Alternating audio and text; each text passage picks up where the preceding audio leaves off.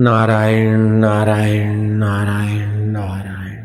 कमर सीधी, गर्दन सीधी, जीभ दांतों के मूल में, जीभ की नोक, नजर नाक के आगे हिस्से पर। श्वास अंदर गया ओम, बाहर आया गिनती। श्वास अंदर गया माया जपेगी राम, श्वास बाहर आएगा तो गिनती। इस श्वासोश्वास की माला को कबीर जी ने कहा, माला श्वासोश्वास की जगत भगत के बीच, जो फेरे सो गुरुमुखी ना फेरे सो नीच। जो नीची मति गति के होते हैं वे ऐसी ऊंची साधना नहीं कर सकते। इस साधना से मन तुरंत शांत होने लगता है। भगवत रस की प्राप्ति की योग्यता।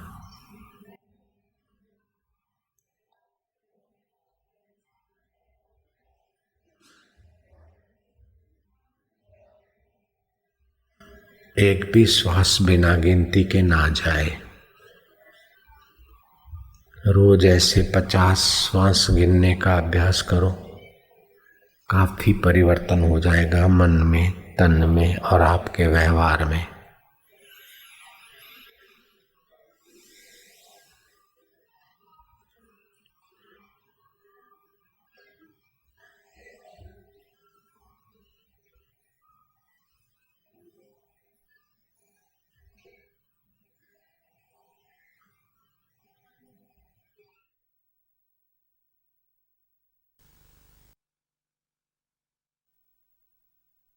गहरी शांति। ओम शांति। ईशं शरणं गच्छामि, सत्यं शरणं गच्छामि, प्रभुं शरणं गच्छामि। ओम शांति। ओम शांति। श्वासोश्वास की गिनती में सतर्कता चालू रहे और जीभ की नोक दांतों के मूल में। इससे रासायनिक परिवर्तन होने लगेंगे शरीर में। बहुत बहुत लाभ हो रहे हैं।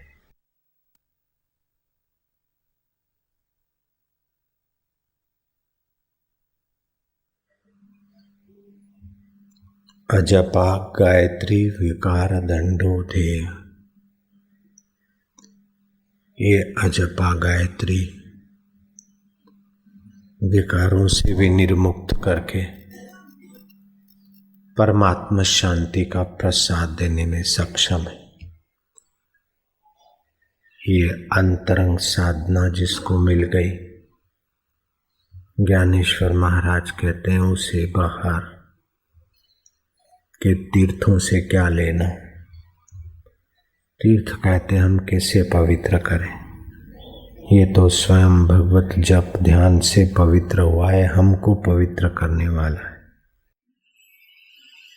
कबीर जी कहते तीर्थ नाए एक फल, संत मिले फल चार। सतगुरु मिले अनंत फल, कहत कबीर विचार। सतगुरु ने इसे अनंत फल की कुंजी दे दी है, विचार के देखो। भगवान नारायण जिस आत्मरस में, आत्म शांति में शयन करते हैं, श्वासोश्वास की उपासना वाला भी वहीं पहुंचने की श्री गणेश करने लगता है। भगवान शंभ सदाशिव उमापति जिस आत्म प्रसाद से, जिस नाम प्रसाद से अविनाशी सुख में स्थित है, साधक उसी में प्रवेश पाता है। तुलसीदास ने कहा, नाम प्रसाद शंभु अविनाशी।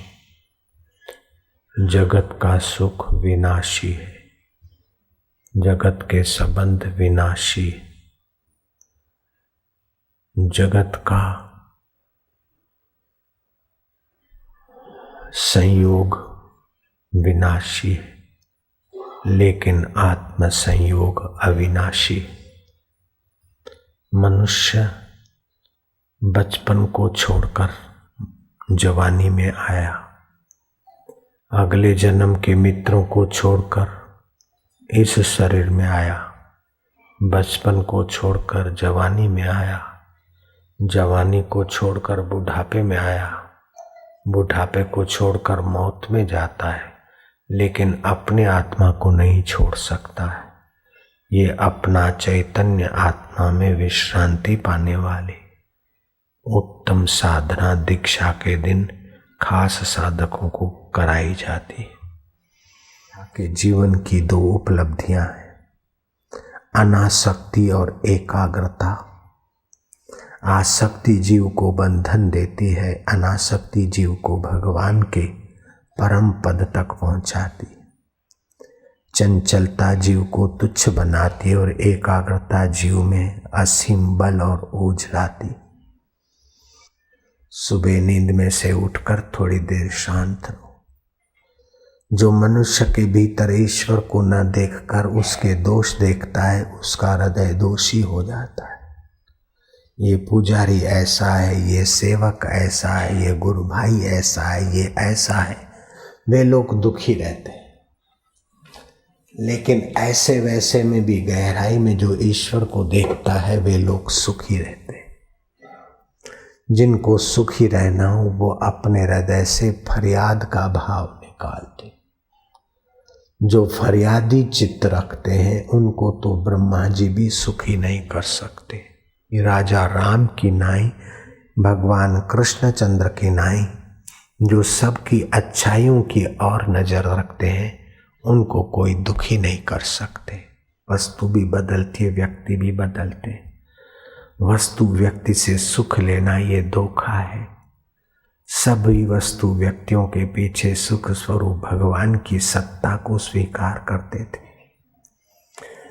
कोई वस्तु प्रिय लगती तो उसमें प्रिय परब्रह्म परमात्मा की आंशिक अभिव्यक्ति है, और कोई व्यक्ति अच्छा प्यारा खासा है तो उसकी चेतना का ही तो चमत्कार है।